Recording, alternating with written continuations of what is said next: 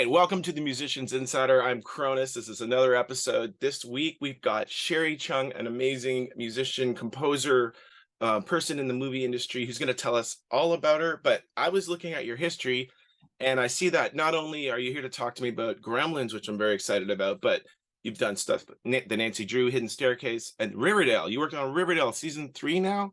I watched the first few of those, and it was weird when Luke Perry passed away. That was rough. And I Yeah. haven't gone back to it since then, so I didn't know they were doing it season 3. So I'd like to hear all about that stuff, and then there's a red line. And so why don't you tell me a little bit about yourself? This is the Musicians Insider, and what I usually do is I like to hear how you've gotten where you've gotten, and maybe some advice for my listeners, and just tell us a little bit about yourself and what's going on with Sherri.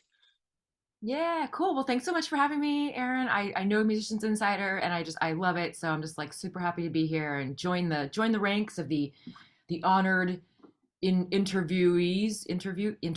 Yeah. Your um guests, qu- your guests. yeah, yes. Quick correction though. Riverdale is now going into its seventh and final season. It's then the update I read was old. Yeah, probably. So yeah. Yeah, like I guess clearly several years old, 4 years old. Yeah, so as you've already mentioned, I write for TV and film, write music for TV and film, and yeah, those are all some of the great projects that I've done. I guess if we start with how I got started, I guess maybe. Yeah, Um, tell me your story. We've got half an hour or so, maybe a bit longer, however long we want. yeah. So tell me your story. How did you get to where you are? Yeah. Where are Okay. you headed? So I was definitely one of those kids. I always say this. I was one of those kids where I wanted to do music. I wanted to do piano. I was classically trained since age 5 because I wanted to do that. Then I saw this movie, a little movie called Robin Hood, Prince of Thieves with Kevin Costner, and this just incredible score by Michael Kamen. And I had grown up in music. I was studying music, but I had never heard music like that. And of course, I'd seen movies before, but nothing had really moved me until that. I was like, what is that wizardry? I want to do that. And I was maybe 12, 13, something around there. And my parents were like, well, that's nice. That's nice, Sherri. And again, what do you do at 12 or 13? You And just, so and you just where were you at this time? What part of the country were you in, or what kind of I climate? was yeah, I was born and raised in well, kind of everywhere from I was born in New York, but I was raised all over like the northeast coast of the states. So Maine, Massachusetts, Pennsylvania, a little bit of New I York, just thought some Maine as soon as you said that. I thought Maine. yeah, yeah. There you go. And so, again, nowhere near LA. I mean, nowhere near Los Angeles, nowhere near where at the time people are making, movies and TV shows and stuff like that. So it seemed as far fetched as, wanting to be an astronaut. I might as well have just chosen just anything that would be really, really difficult, like kind of a really fine needle to thread, you know.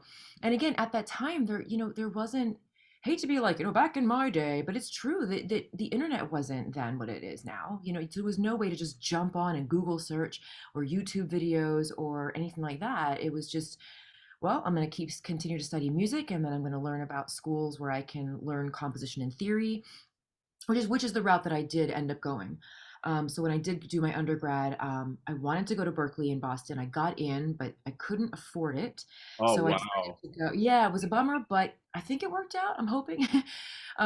So I did end up going to Jacksonville University in Jacksonville, Florida. At the time, they had a really fantastic, and perhaps still do, a really fantastic composition program. And so I went there and studied piano and composition and theory, and then got myself out to LA with like a 7 year gap in there because I discovered the University of Southern California's graduate program for film scoring and television things and all the rest of it. And I'm just like, I didn't feel like I was good enough to get in. And I don't mean that in a self deprecating way. I just literally mean that as I wasn't ready for that program when I graduated and did my undergrad. So I took some time to study, taught a lot of piano lessons, did a lot of smaller whatever films might have been being made in Jacksonville, Florida at the time. I tried to do them.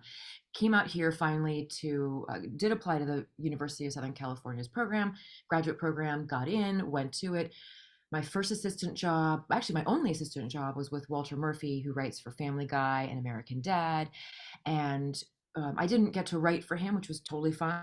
It was a part-time thing. I got to do assistant work. I did some orchestration work for him. I got to see how he worked with musicians, live musicians every single week at the Fox scoring stage. And just, he kind of became a little bit of my mentor in a lot of ways. At the same time, I had also met Blake Neely, who does a lot of also films, but a lot of television, a lot of episodic, and stayed on his radar until one day he said, well, actually, we tried to work together on some things. I became his vocalist. We tried to pitch together on some shows.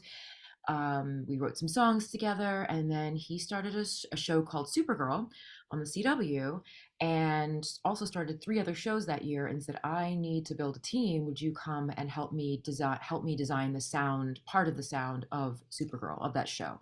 And I was sort of tasked with designing the human side of Supergirl, sort of the Clark Kent to the Superman. This was Kara to Supergirl, That's and cool. yeah, it was really cool. And if you're and all the composers out there who might be listening or getting into this field, that was like the golden ticket.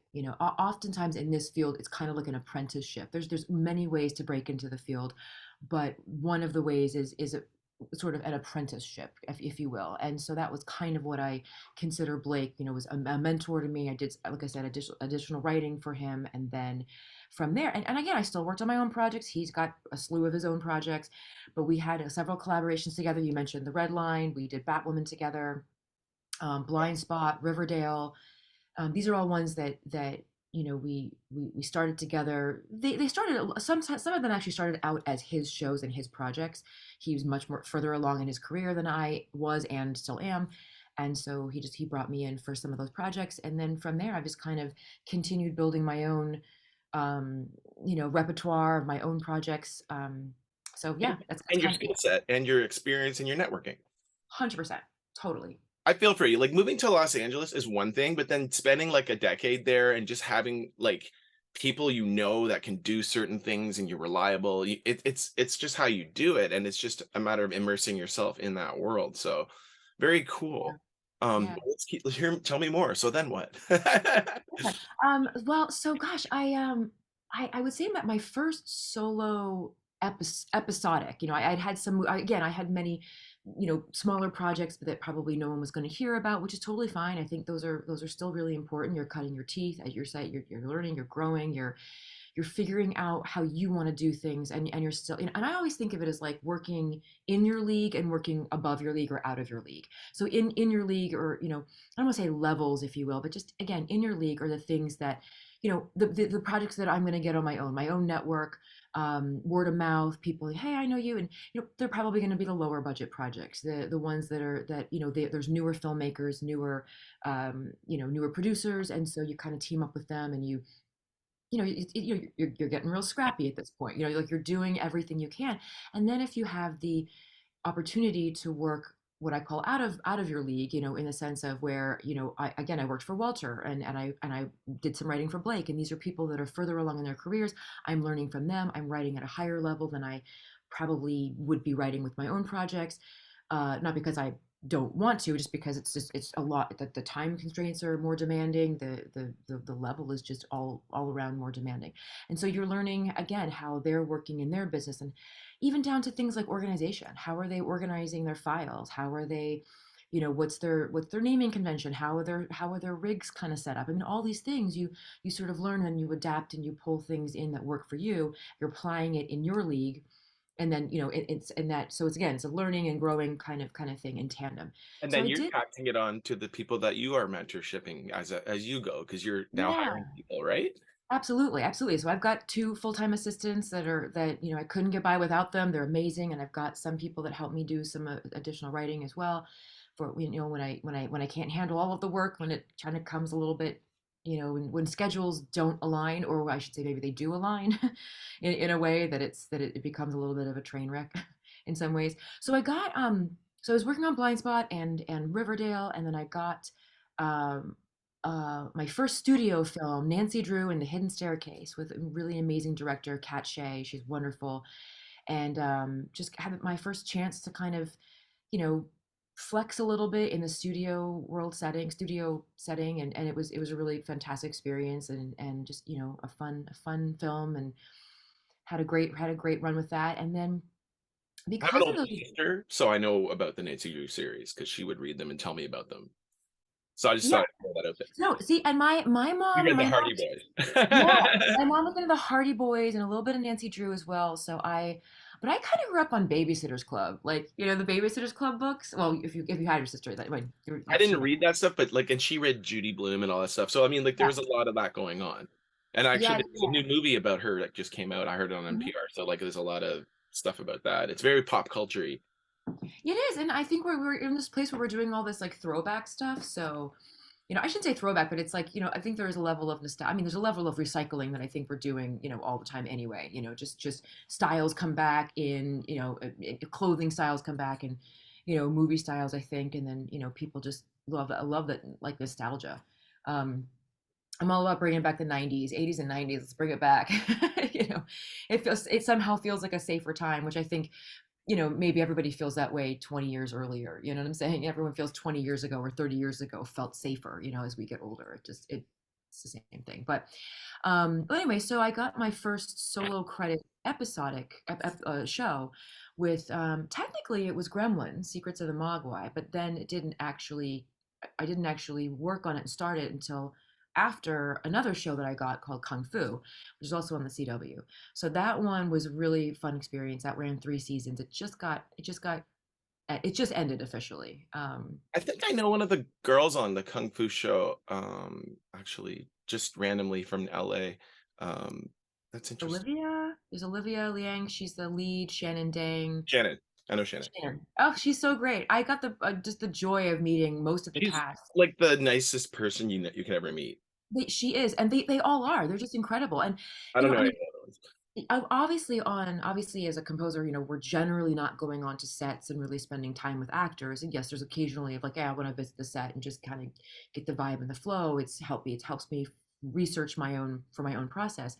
But generally composers are not doing that. But That's what I was I wondering. But since you're in LA, you might be because LA is cool that way. it's true, but they actually film up in Vancouver, so I mean, it's Right? crazy. They do. But Yep. but it's social media. It's the beauty of social media, and I was able to. I just kind of started tweeting at them, and I was like, "This is your theme. This is your theme," And they were such a special group, and I did actually hear that they were like a really tight knit group of actors, and it was just a really special production on Just their look like a side. great bunch of people doing it right, and it just looks like a good success story all around. I don't watch really much of that stuff so much. I really haven't had much time for anything. Just trying Yeah, no, to I get hear you. Insider. This is season two, and I was hoping to do season three live, but I think I'm going to keep it editing it because I like being able to add all the stuff. Like if there's anything you want to promote, like your website or any other things like that, I'll put them below here. Like you just tell me to put it below, and then you send it to me later, and we'll put it below. Oh, cool. That's awesome. No, it's now that's hugely exciting. So what's exciting you these days, anyway? And we'll continue on with your story in order if you want, however you like. Yeah, well, gosh, I don't even know if it's that interesting anymore. What's exciting me is I will say this that and anyone who does content like we're doing, where you work so hard in your bubble, but yet nothing, we don't have any control about when something airs, when something Right. is released to the public, and so I feel like I had my head down really hard for like 3 years, and nothing new was really coming out. There were subsequent seasons of Kung Fu and Riverdale, which was really great and very exciting, but in terms of all the other things, as we know, Gremlins: Secrets of the Mogwai, the first season, and I can't wait for people to see the finale of the first season. It's something that I've never worked on a project for such a long time without it being out in the world, and all of the animators and the filmmakers said the same thing. They're just like they've all worked on it for 5 years. I worked on it for 3, and it was like, wow. I mean, and animation does take a while, but it was just because of industry mergers. There was all kinds of studio things that were going on that I think they wanted to wait. And Is then is there a prerequisite of watching Gremlins to watch the show? no, no, I don't believe so. In fact, I think that a lot of parents now who were fans of the original Gremlins are using it to get their kids into Gremlins. But I warn the parents, it's dark. It is. We are not shying away from all of the emotions, and it's the Amblin way. If you think about it, it's the Amblin And way. I just had Pat on who did the music for Dexter New Blood. Okay. Awesome. into like, because that's definitely dark. Yeah. Speaking of dark, that's what made me think of. Yeah. No, seriously, and I love it. I love it. I think it's important. Again, it's the Amblin way to experience all the emotions, not just the mushy, heartfelt, emo type of things, but I mean fear, guilt, And sense of duty, sense of doing the right thing. so for the musicians, like myself, I'm a musician, but I'm not a film score composer. Like I'm like, I'd rather they take my song how I wrote it and use it in the show. They can have all the tracks and they can remove the vocals and they can have just the bass going or whatever. That's fine. But I'm not going to change the writing of something for a show unless they're paying me a lot, obviously. But I also am not interested really in scoring something so much. I leave that to you guys. And like my buddy I just saw down at the dock jamming, he's one of the scoring guys in town. It's great to see our friends out playing in the city as well as doing all that all the time. But Yeah. for those people who want to do that, so it's like, what's a way to really get into that? Maybe any advice for people on if they want to start doing that? Like, so they want to start doing it. They live in Canada. What do they do to start working with real TV producers in Canada and in the US? But like, what are they? Where's the beginning point? Because for music supervisors, you have to find their group and submit stuff to them and try to break into that to get music heard. But for film and for composing, where do you start, right? Yeah, I mean, what's great now is that everywhere they're making film and TV. I mean, Canada especially. I mean, gosh, seriously, it's a there's a whole booming thing out there. So that's the good news. I mean, the, I do think that I, I look because it's my direction. It's because it's my path. I always say like educate yourself, go to school for it. Now there's programs, and you don't even have to put yourself through like college per se to do it, but there's programs you can take, courses you can take, and kind of and when you take them, then you at least you can team up with student filmmakers, and you can team up with those people trying to also tell their stories and break into the field. You can rise together, hopefully. It's it and I will say that just look, it's easy to say just get out there and do it, okay, sure, but I would say, especially for this, and I mean this in an encouraging way, you have to want it. If you it depends what your definition of success is. If you want to, like, oh yeah, I want to do like Game of Thrones type of stuff, well, get in line. Get in line, take a number, get in line, and it's going to take a while, because it takes a while if you want to do this seriously as a career. It takes a long time. It takes some time, I should say. It takes time to season as a composer. It takes time to see, because I think of it in I think of it this way. I am first and foremost a composer. I write music. Then I am a film composer. And I feel like those are two different skill sets.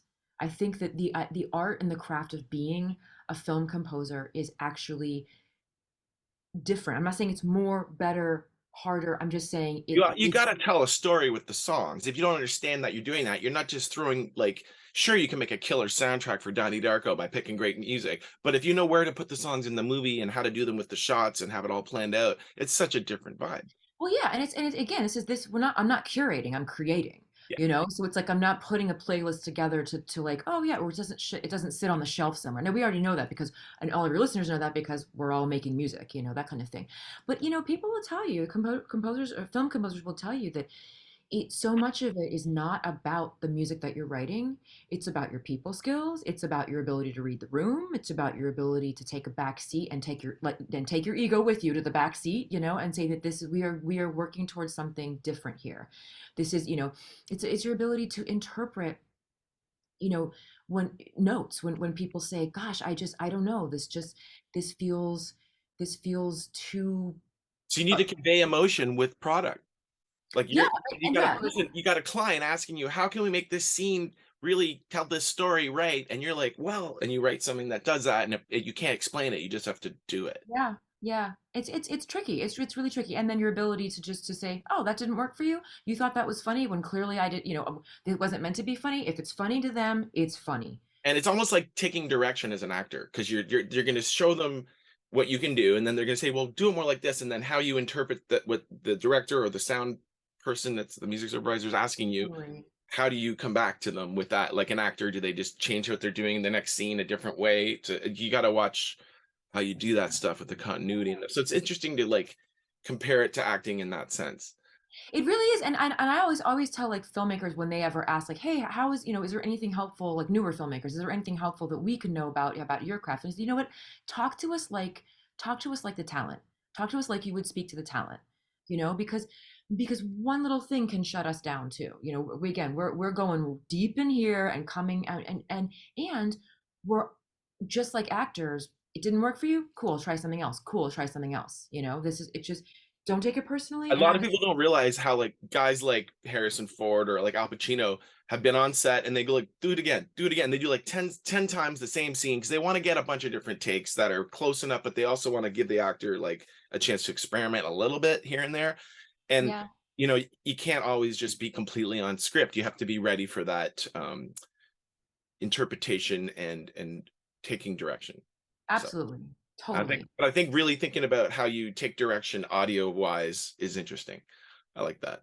Yeah, it's tricky. It's tricky, but again, I mean, again, if people wanting to get into it, educate yourself, do the things, educate yourself as a composer, because these are your tools. So it's So like if you, yeah. educating yourself. So when you said earlier, the first thing came to my mind was go to conferences, go to everything you can, because going to school is expensive, but going to a conference is a one-time expense and maybe a trip.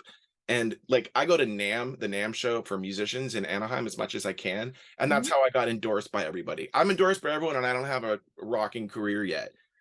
So it's because I go to the companies I want, show them what I'm doing, and they go, wow, you're good. You're not famous, but you're good enough that you could go tour and it would work. So like by just meeting the people in the industry, you know, Yes. and I was thinking about, for example, I do gaming stuff, and I'm like, well, why don't I consider moving into the gaming industry a little bit? What would that take? And there's a thing called BlizzCon, and you'd go to that and meet all the people from Blizzard Games, and maybe you can write music for games. So like, there's like, go to conferences of the things you do. I'm a search engine like I started as an SEO director in California for the last decade. I would go to something called Webmaster World in Vegas or PubCon every year and Mhm. speak to people about search engine optimization, YouTube stuff. And now it's all about social media and TikTok. And now it's about AI. So Chat GPT is writing all my social media and SEO posts and optimizing them before we post them. So there you go, right? And so even if you're Scary. a writer that doesn't like AI, you can use it for your media. What were you gonna say? I said that's scary, but I'm because I'm trying to figure out ways like what's the way that it's not gonna like scare me, but maybe something like that. Well, I just don't. do you use it?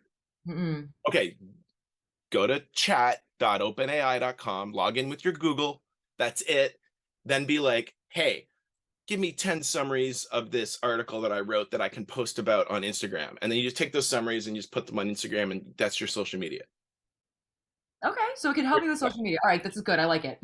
And say you want to do 10 tweets or you want to write a tweet every day for the next 30 days about your upcoming things. Dear ChatGPT, just open ChatGPT and simply write, here are the 3 things that are my projects I'm working on. Please create 3 weeks of tweets starting Monday to Friday and do some for the weekends as well. And then output it in table format, act as my social expert. Thank you very much. And hit enter. And it'll just do it. If you don't like what it said, do it again, but don't put my name here, but don't put social media handles with this or include these hashtags. And it'll just keep doing it for you.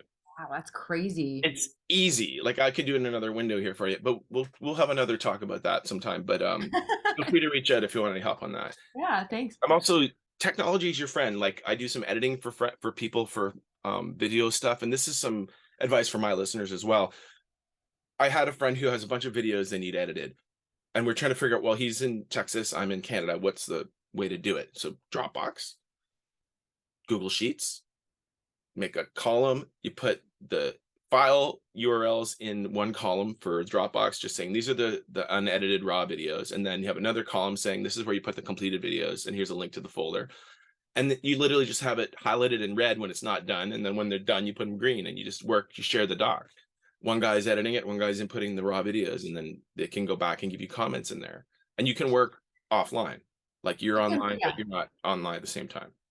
it's true. And this and the same thing with people trying to get involved. It's like this technology. Technology is totally your friend, and nowadays it's even easier to kind of get into this field. But yeah, listening to podcasts, listening to your it's like all the different like that's how people can educate themselves, and also as you said before, like FaceTime. FaceTime's really important. People want, like, when you meet somebody in person, because again, when you think Well, if about I like, was at a conference and ran into you now, I know you, and that doesn't mean yeah, anything, but it does mean something. You know what I mean? sure Because I know a does, lot of yeah, people you wouldn't know because they were different. I'm in music more on the rock yeah. side, and you're more in the film side, so it's kind of neat. And yeah, I mean, in terms of like whether you're trying to get a job or you're trying to say, hey, I write music and I see that you do films, and if you ever need a composer, I'm here for you.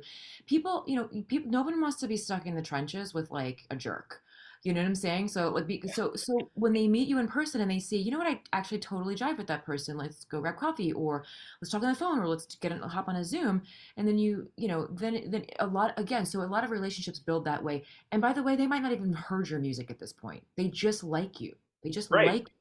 like. What you're saying is so right on the like, when you meet people, if they like you or not, it's such a good vibe. You're like, oh, I could work with that person, even if usually I'll Yes. try to work with that person. I want to enjoy working with someone like it's being in the trenches with that person a lot. Yeah, that's a good way to look at it. Yeah. Very interesting. Yeah. So yeah, and I started the podcast just like to do more networking, and I can actually like ask the questions that I want to ask for me. I can say, hey, I have a song. I don't want to like write for you, but how do I submit finished songs to supervisors? And then I learned that music supervisors like to be the ones that do the curating. They don't want to be given a song and told what movie to put it in. So you have to Hmm. meet them and schmooze them and have them just find you. It's sort of weird. Yeah. And I mean, yeah, again, staying on people's radar, staying in people's minds, staying and be like, oh, oh, I know that name. Oh, that's cool. Because they'll think of you, and then when they have a project. So it's like they have got a project and it's like, oh, I remember that. I remember Sherry that she did that track. Let me look at it. Oh yeah, there it is. I mean, it's interesting. I mean, it's all about staying on people's radar, but not overstepping your bounds. I mean, again, it's like reading the room. Like you don't want to stalk somebody. You don't want to like annoy them because that Right? can You be meet just, some people in like a public sort of forum thing, but you're one of the panelists. And then as soon as you're done, you got one person just continuously asking about this problem that they have that is something they could have solved without you. yeah, But yeah. they're And then like you're just like, sad I'm that they not can't gonna. break into the industry because of you now. Yeah, exactly. Well, they shouldn't have badgered the. Well, some people they just badger everyone at everything the whole time. It's interesting to see those people, and then you see them like 2 years later, they've sort of learned to calm down, but they're still doing it. You're like, Yeah, man, someday. I And know. you're like, am I like doing that too? Do I do this to people? It's so true. Yeah. Do you take part in any conferences or do any panels or things like that ever? Have you ever gotten into that side of networking a bit? Yeah, I mean, I've been on some panels at Comic-Con. I'm actually down at Comic-Con Awesome. this year. I'm doing two panels on Thursday, July 20th. That's awesome. I I have so forget many friends where. that would die to go to Comic-Con, especially from here. Yeah. Yeah, yeah. I mean, it's a thing. I don't go to Comic-Con unless I'm on a panel because it's a lot of people. It's a lot of people, but it's really cool, honestly, when you meet fans or when you meet, oh, even if it's not fans of like let's say what I've done. I mean, it's very cool to meet fans of stuff of shows that I've worked on. But it's even just so cool to see diehard fans of like anything that I'm like, oh, that costume's hilarious. That's really I smart. I had a cosplay roommate and she's really good at doing like what was she doing? What do you call the clown with the pigtails? I forget her name, but Pray, ah, Harley Quinn. Harley Quinn. Yeah, I had a friend who would do that. And also, so then they'd all come over to our house and get all ready for it and go to Comic Con. So I'd sort of see it from that angle. And they all had Yeah, fans. They had all their, because they got hundreds of thousands of Instagram followers and stuff. So it's really funny to see yeah, like, that happening from another angle. Yeah, I was in LA for a while. So back in Canada, it's yeah. actually so hot here today. It's insane. Our pool's hot, everything's hot. It's hot. It's like LA, Yeah.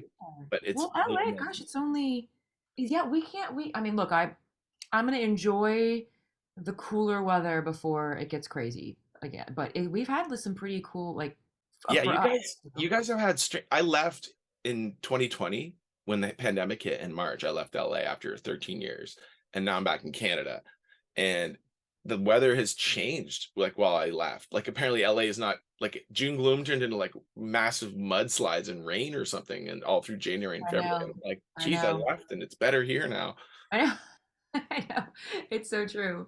Everyone's like, you're gonna go back to LA. I'm like, I'm gonna Airbnb for a month, but I'm not moving back there. Forget that. So Yeah, I feel like I mean that's something else too. I always when I came to town and when I came to LA and I saw the Hollywood sign for the first time, I was just like floored and blown away. And it's kind of my barometer. It's my barometer to say like if if ever I see the sign driving or whatever and you and don't feel a certain way. yeah, if I roll my eyes or if I get like an icky feeling, then I'm like, oh, time to go, time to go. But it still holds that magic for me. It's Hollywood. It still holds it. I I used to still hang out a lot in Franklin Village, actually, Beechwood Canyon area. I yeah. love that spot. It's so Yeah, good.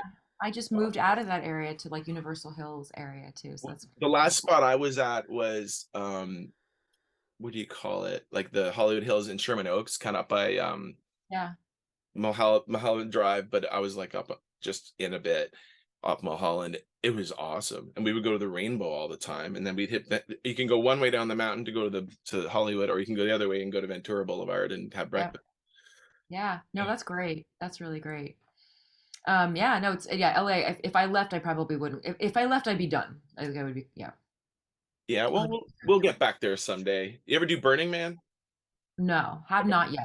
We run the skateboard camp there, a bunch of our friends. I Oh, haven't been in 3 years because of the pandemic, and I'm kind of missing it. But so next weekend, I'm going to the Tottenham, Ontario, Canada Bluegrass Festival, nice. and it's apparently amazing. And I have family in Ottawa and Ontario. I have dual citizenship actually with Canada, so or so Canadian with Ottawa dual is actually citizenship. about 4.5 hours from here, but I used to live in Ottawa and work at Nortel way back in the day. Yeah, So I had a band in Ottawa, and we were one of the biggest bands called Thermocline. We had a video on Much Music and stuff, and we yeah. played with like Edwin and some other big bands down there, and we had Matthew Good and stuff back in the day. So we had a fun time in Ottawa. Ottawa was Nice. good to me, Yeah.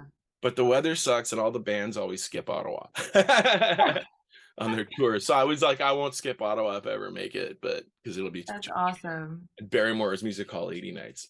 But so back to some, musicians insider stuff, like a little bit more for my audience a little bit. Just if you have any maybe some tips or parting advice for them, like we'll wrap it up soon here, I think. But anything that you think might be helpful or any just some just some little tidbits or anything, I'd love to hear Yeah, them. I mean, honestly, like, if you're gonna be, if you want to get in the business, just don't be a jerk. Don't be a jerk. This is a service industry. It is. It's a service industry, but it doesn't mean you don't get to have an opinion or a point of view. It just means, you are working with people. You are creating music for, for something else that is not your own, passion project. You can have your passion project and you should have your passion project, and it's not your TV show or your film, that's their passion project. So it's kind of like, just but it's a incredibly fulfilling industry. I feel like it's an incredibly fulfilling job. I especially on Gremlins, I have really felt this way. I'm just like, wow, what amazing people. But yeah, just again, learn your craft, which is writing music, working with instruments, live instruments, working with instrumentalists, working with musicians, working with people, and as well as reading scenes and working with within parameters of what the job is, because the parameters is, I should say, the industry is really all about the job, I should say, is really all about, there's a lot of parameters, there's a lot of constraints, there's a lot of rules, time constraints, budget constraints. It's not there is work involved. There's art and there's craft, and I would say, learn both, know it, love it. And if you can imagine yourself being happier doing anything else, go and do that. Because I would say the other thing too is that this job is, this career is, there's no destination. It is only about the journey. And you can say that about life in general, of course, but you can't make, winning awards, winning the hardware. You You can't can't make, chase the one Grammy. yeah, you can't do that. I mean, it's not, that's not in your control. There's a lot of things that are certainly in your influence and in your control, but winning awards and having accolades, getting the accolades, even, that's not in your control. So it has to be about the journey. I really love what you're saying here, and I want to say, like, on top of that, to build on this a little bit, I think it's very, very interesting, like, to think about how advice is like socially is more important than technical or artistic ability in this point. You need to be nice to everyone. and Yeah. not fake nice. Be genuinely interested in what people are saying to you, or don't talk to them. And then do the work that you're supposed to do when you're supposed to do it. Learn the parameters, be on time, due diligence, learn other ways to do Be it better. humble. Be humble. I mean, there's always going to be people that have been there before you and are coming after you, who are better than you, who are not as good, who are going to be all those things. I mean, everyone's all in their different stages. And I say this, it's so funny that I heard it somewhere, but um, you know, out here in Hollywood, there's no rules, but don't break any of them. But you You gave me an idea of a course we should write together and sell, called How to Prepare Yourself for Hollywood. And it's the beginning where it says, just be nice to everyone. We don't care about how good you are at your instrument. Learn how to interact with people. Learn how to not just tell them everything you're doing. Keep some secrets up your sleeve where you can play cards later of things you have or names you could drop, but you don't want to. Yeah, you know so and so, or you live with them. Nobody cares unless they ask you about what that person was able to do and if you can get in touch with them first. Yeah. Like, And, don't and play your cards too hard. yeah, and I would say like among that, like, being humble, that kind of thing, but also the other thing too is do a really good job with what is in front of you. And because I know it seems so dumb. It seems so silly. Like, I'm just doing this little short indie film or this little commercial, it's on spec, or just this is like my neighbor's bar mitzvah's daughter, who I don't know, whatever, like a home family video or something like that. And just do a good job with whatever you have in front of you, because I'm telling you, people say, oh, it's all in who you know. It's in who you know, but it's about where they're going too. It's like, you never know that the conversation that you had with this person's spouse or partner is actually, like, is going to make that film, or is going to do that next big project, or even a smaller project. Just do a really good job with what's in front of you, because word travels in good ways and bad ways. You know what I'm saying? And again, if doing what's in front of you, it's, again, you got to do it in stages. What I'm going to do in 5 years, I'm not ready for yet. you So, know like, sometimes people will spend a lot of money on a high-end producer because of what they did. And then they come in the room and they don't do anything. They just let the bands do all the work. So, and like sometimes like your reputation can precede you, but if you're not doing the hard work, people will do the hard notice work. that and they won't hire you again, even if you have done something that blew up. So Yeah. even producers and filmmakers and artists that you can like, I find the problem with the music industry is when someone tells you you're great and then asks you for money right after. Oh, your music's really good. Come on over here, and it's only 2 grand for this. It's like, wait a minute, this is a sales pitch. This isn't a your music is good. Hmm. And Yeah. I've been told that sometimes, like, I know my music's good, but it's only good in certain places to certain audiences. Are you that audience? What song did you like? You didn't listen to it. You're trying to sell me something. Like, there's a I lot mean of. that's the difficult thing about doing a career in art, in any kind of art, if you're going to make, like, for gainful employment, because the value of what we do and produce is, I mean, there's two different values. There's the value that I place on it because I birthed it, and I'm like, this is good. This is I feel really proud of this. That's the value I've placed on it. But in terms of gainful employment, that value is only what someone else says it is. And that What can someone really else. devalue or move you up, and it's out of your control once again. And it can be really disheartening. So you got to have your stable, and that's what I'm saying. Like know your own worth, but also be aware that your ego's got to be checked at the door, because it's not really about that. It's just about what that value is for that person and on that project. I mean, there's a lot of really amazing, talented composers, film and television composers out here right now, working their butts off.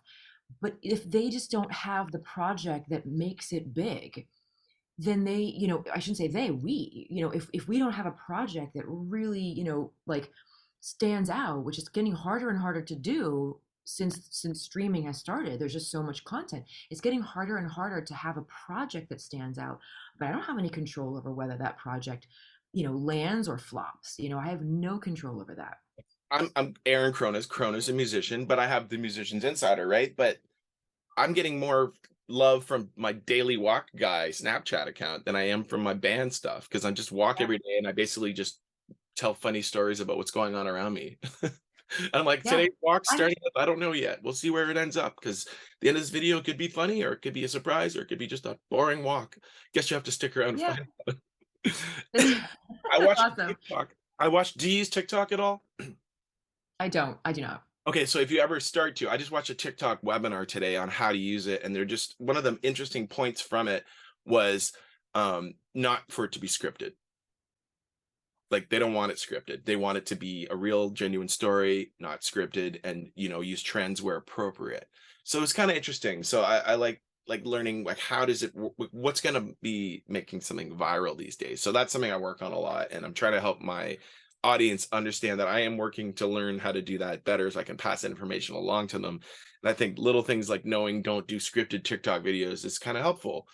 But Yeah, that is. it's weird because I wasn't like they add this little quiz saying, do you like, asking us what we think is going to make for TikTok to be better. Like just for example, what I was watching it today and I actually filmed the webinar while watching it just so I could watch it back later. And they're showing stuff like 71% 71% of the audience, agrees that this like I mean, basically they're saying what is it that people are following? Is it funny videos? Is it learning videos or is it trends? It was trends.